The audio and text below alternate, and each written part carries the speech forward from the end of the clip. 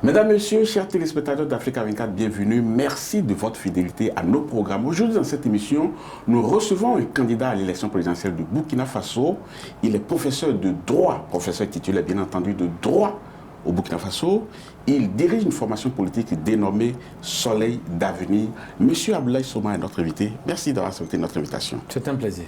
L'élection présidentielle, c'est le 22 novembre prochain. Dans quel état d'esprit vous abordez ce processus électoral? Avec de la responsabilité et de la sérénité. De la responsabilité d'abord parce que je sais que cette élection présidentielle est extrêmement importante pour l'avenir du Burkina Faso, les défis auxquels font face notre nation, notamment en matière sécuritaire, et beaucoup de sérénité aussi parce que on sent que notre offre politique est adaptée au contexte du Burkina Faso. Avant d'aborder votre offre politique, il va falloir qu'on fasse un peu le tour d'horizon des conditions dans lesquelles s'organise cette élection. Est-ce que vous êtes satisfait des conditions d'organisation de cette élection? Évidemment que je ne suis pas très satisfait des conditions d'organisation de cette élection. Pour ceux qui ont suivi mon regard, mes analyses sur l'organisation de cette élection, cette réponse ne peut surprendre. Je ne suis pas satisfait sur deux plans. D'abord sur le plan sécuritaire. Évidemment, nous sommes dans un État dont une partie du territoire est occupée par des forces du mal que nous n'arrivons pas à maîtriser et qui sont arrivées à imposer que nous coupions une partie de notre territoire du processus électoral. Vous avez vu, les dernières décisions prises par le Conseil constitutionnel sur saisine du président de Faso ont amené à l'exclusion de 1600 villages repartis dans 6 des 13 régions du Burkina Faso qui ne pourront pas participer aux élections. Et vous avez aussi vu que même dans le processus électoral, pendant la campagne électorale, il y a eu au moins 2 attaques en matière d'insécurité. Évidemment, je ne peux pas être satisfait de cela parce que j'avais prévenu au moins 6 mois avant qu'il faut que notre processus électoral tienne compte des conditions sécuritaires de façon objective, qu'on voit qu'il y a des parties de notre territoire qui ne pourront pas participer à l'élection et qu'on essaie de discuter entre acteurs politiques pour trouver la meilleure façon d'organiser ces élections. À l'époque, le régime en place avait botté en touche et a été maintenant rattrapé par la réalité que nous avons entrevue. Donc le premier défi, c'est ce défi sécuritaire. Oui, la question sécuritaire, on peut y consacrer des jours et des jours de discussion, ça ne finit jamais. On cherche la solution, personne n'y a encore trouvé la bonne approche. Mais on reviendra là-dessus tout à l'heure. Mais avant, on va aborder les autres questions liées à l'élection, notamment la question du fichier électoral. Certaines voix s'étaient élevées entre-temps pour fustiger ou émettre des réserves sur la qualité du fichier électoral. Les experts ont travaillé. Est-ce que la conclusion à laquelle les experts ont abouti, est-ce que c'est une conclusion qui vous satisfait? Non, justement. Moi, je mets des réserves sur le processus électoral sur 2 plans. Il y a le plan juridique. J'ai critiqué la modification du code électoral. Vous savez que les lois qui gouvernent le Burkina Faso n'autorisent pas la modification des lois électorales à moins de 6 mois avant les élections sans consensus. Alors que le gouvernement a dû modifier le code électoral à moins de 3 mois avant les élections sans consensus. Ce qui fait que le cadre même juridique d'organisation de ces élections est en décalage avec nos lois nationales et les lois internationales. Je pense ici au protocole de la CEDEAO.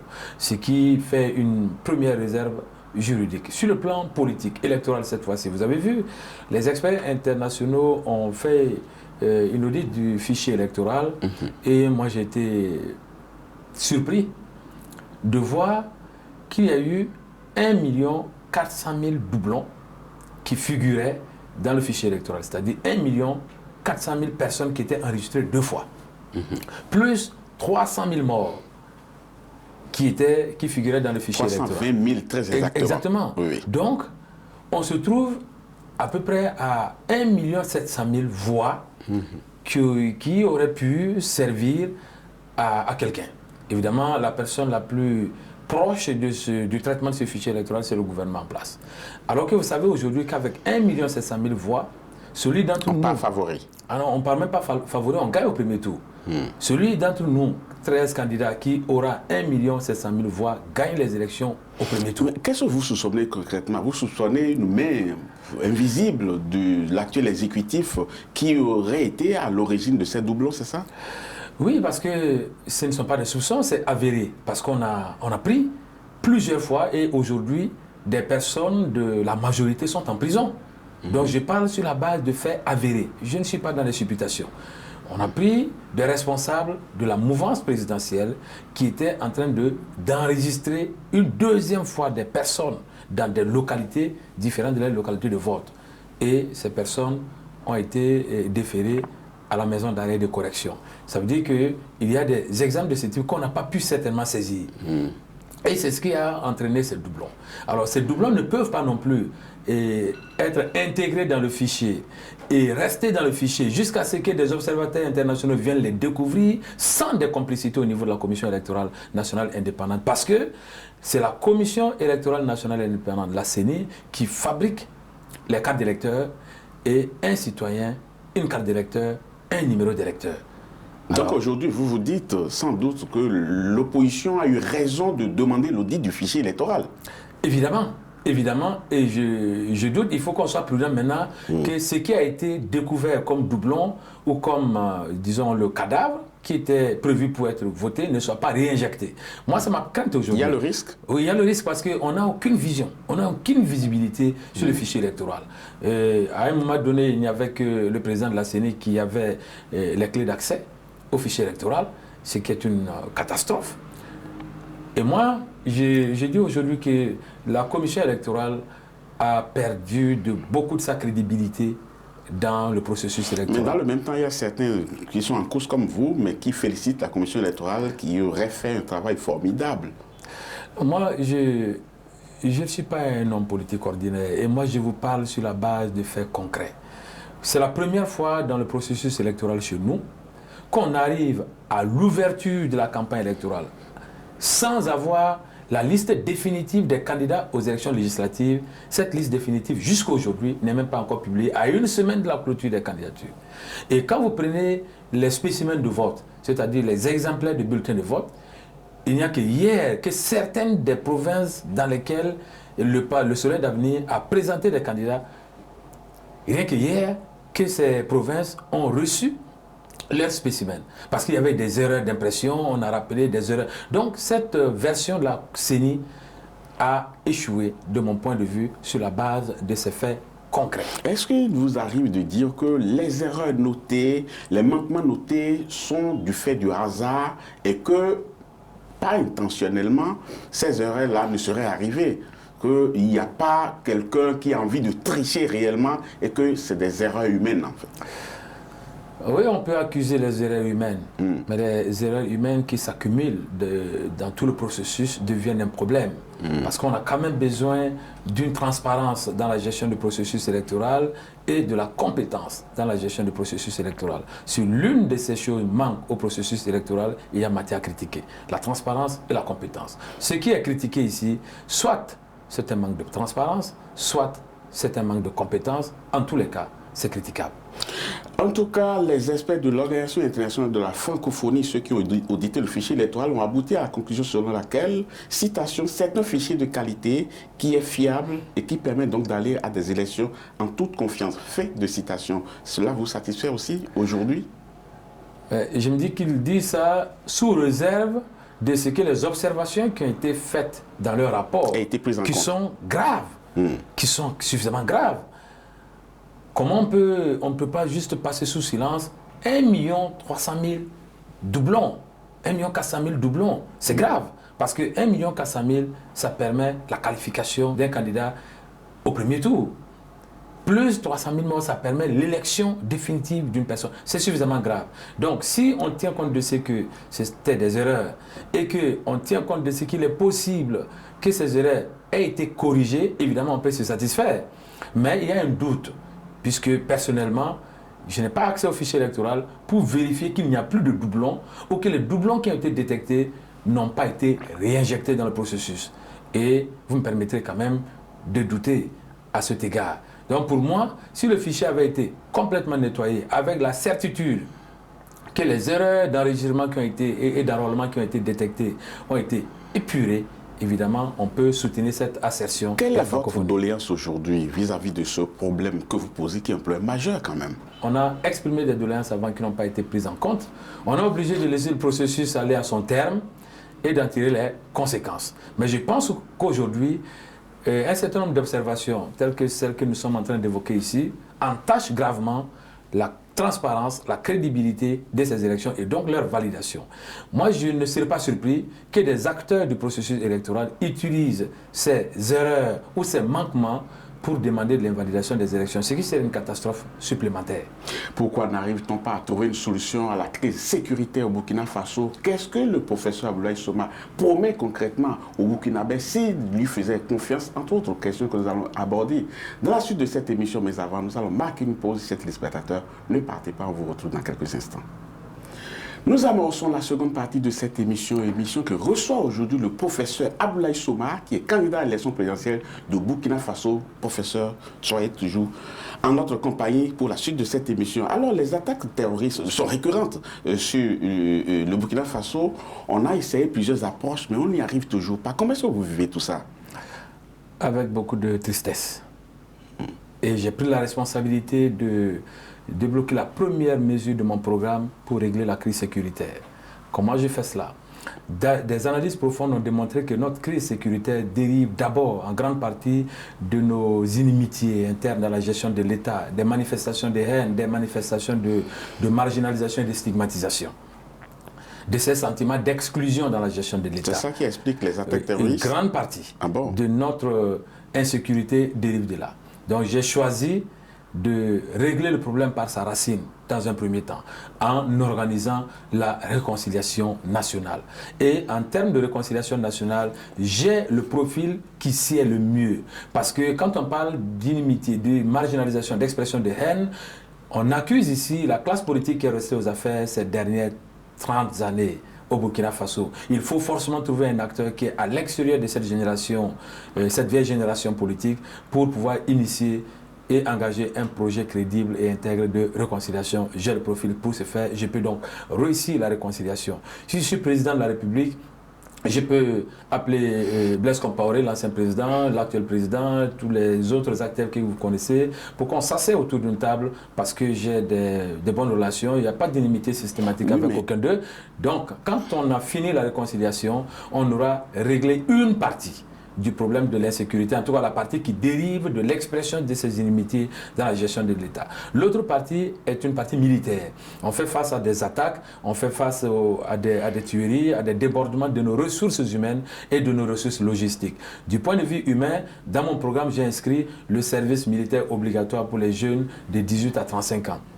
Tous les jeunes de cette tranche d'âge doivent passer au moins un an dans l'armée, en formation militaire et en service dans les différents corps des forces de défense et de sécurité. Lorsque ces jeunes arrivent, et on a estimé que par an, ces forces de défense et de sécurité recevront 1 million de jeunes. Ce qui peut permettre à ces jeunes d'occuper certaines tâches et de dégager de la ressource humaine qualifiée, compétente, pour aller sur les terrains d'opération. Monsieur Souma, avant de vous laisser continuer, l'ancien président Blaise Compaoré a fait une proposition par rapport à comment maîtriser la question sécuritaire.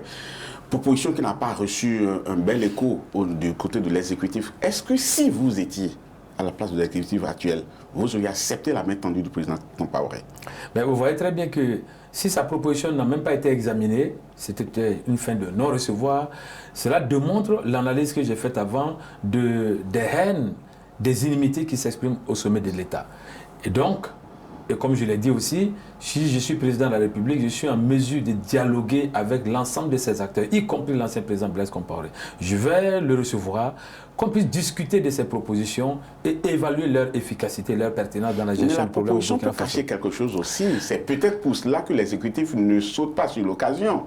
Non, parce qu'il est quand même sous le coup d'une certaine poursuite. Je considère que je peux faire confiance d'emblée aux acteurs en restant prudent. Je ne vois pas de raison de ne pas recevoir Blaise Compaoré, de l'écouter sur ses propositions, de les examiner, éventuellement de dire tel ou tel aspect seront prises en compte et tel ou tel aspect, compte tenu de la situation du pays, ne peuvent pas être pris en compte. Donc au moins, je vais le recevoir, je vais l'écouter, parce que j'ai prévu de discuter avec des acteurs comme lui.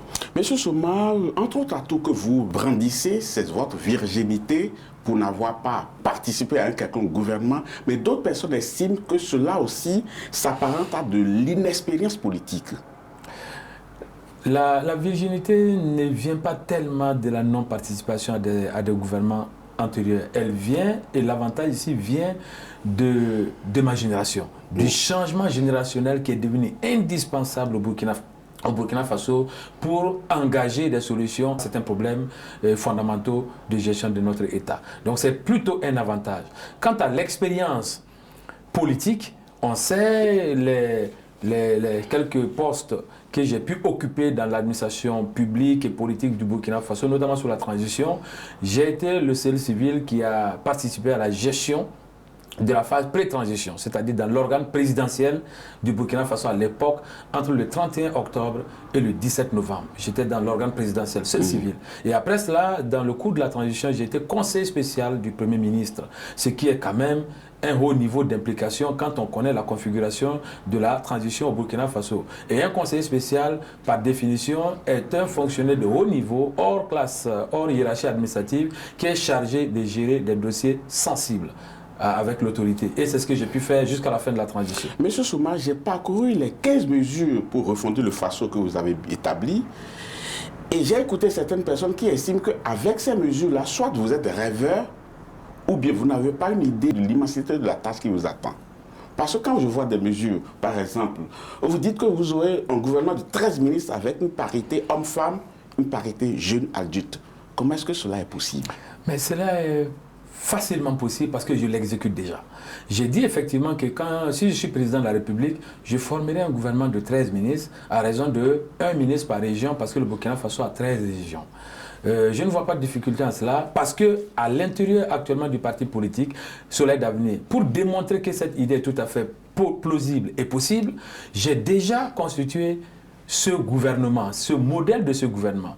Moi, j'ai ce gouvernement.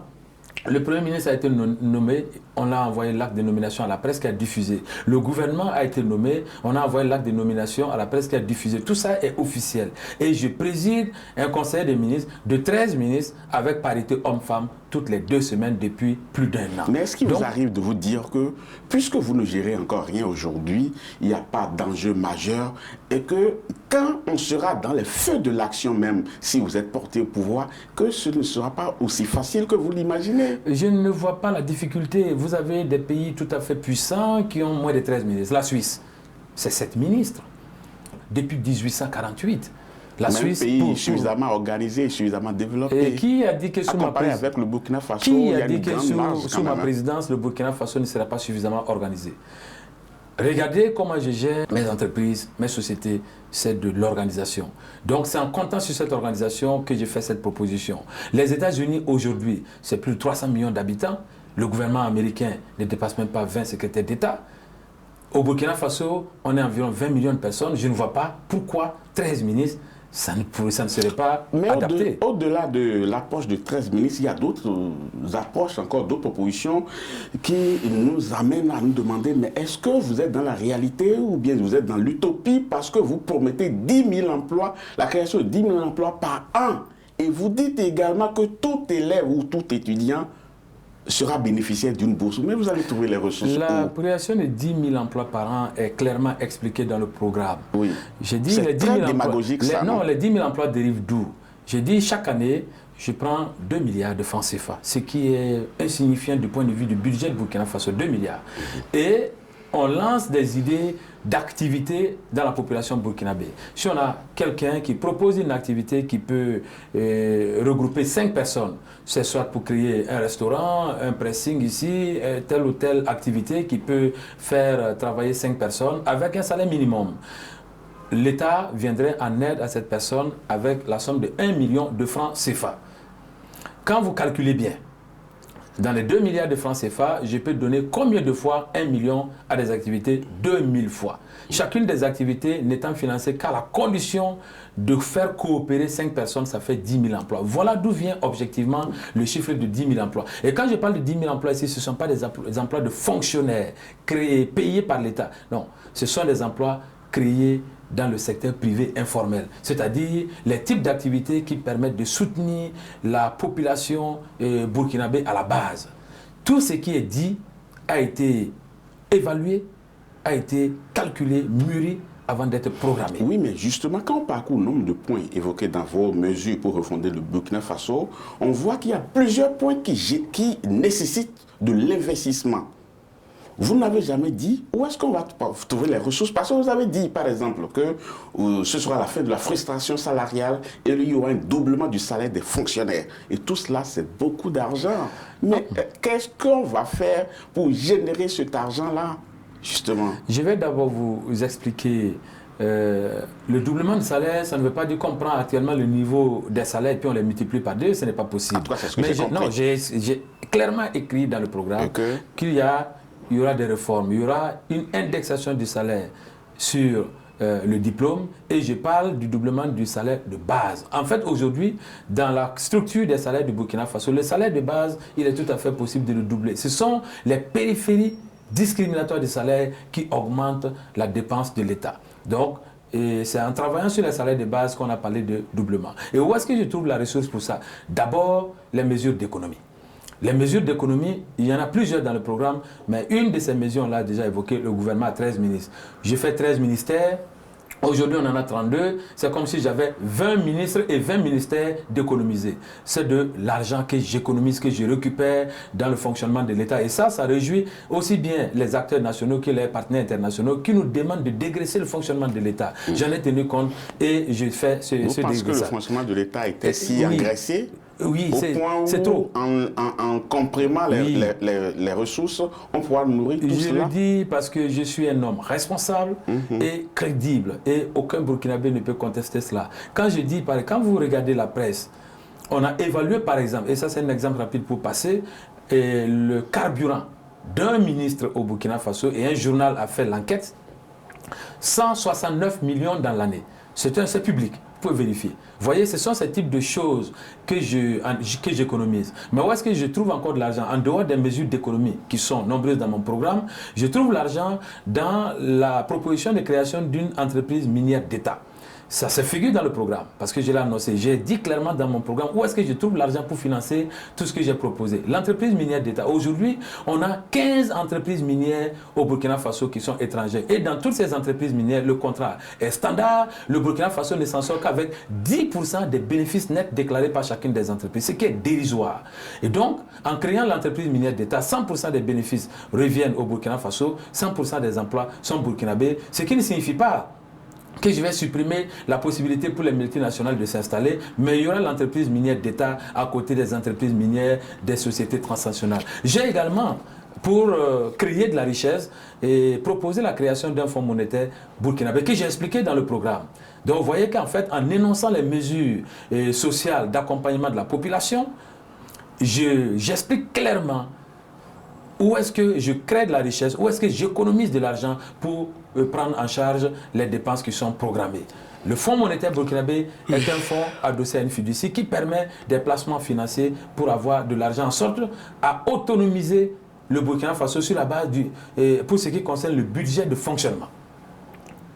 Monsieur Soma, j'ai parcouru vraiment votre programme et qu'à vous entendre parler, j'aimerais bien vous voir à l'œuvre et voir la concrétisation de tout cela, mais avant, il va falloir travailler très bien pour que, au soir du 22 novembre, ce soit vous que les Burkinabés auront choisi. Pour cela, il va falloir regarder cette caméra et dire à tous ceux qui ne vous ont pas croisé lors de votre campagne électorale ou qui n'ont pas écouté vos projets de société que vous avez déclarés sur les ondes, de leur dire pourquoi ils devraient voter pour vous et non pas pour les 12 autres candidats.